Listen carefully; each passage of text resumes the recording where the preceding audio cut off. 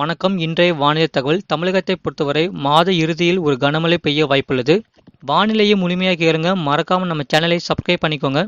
தமிழகத்தில் மேற்கு திசையின் காற்றின் வேக மாறுபாடு காரணமாக கனமழை பெய்ய வாய்ப்புகள் இருக்கிறது. சில இடங்களில் மிதமான மழை பெய்தாலும் செப்டம்பர் 27ஆம் தேதி முதல் 30ஆம் தேதி வரை தீவிர கனமழை பெய்ய வாய்ப்புள்ளது.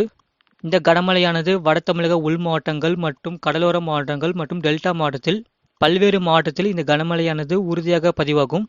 தற்போதைக்கு மிதமான மழை பதிவாகும். தமிழகத்தில் மாலை மற்றும் இரவு நேரத்தில் ஒரு மிதமான மழை பெய்ய வாய்ப்புள்ளது. அடுத்த சில நாட்களுக்கு தமிழகத்தில் ஒரு மிதமான மழை பெய்ய வாய்ப்புள்ளது.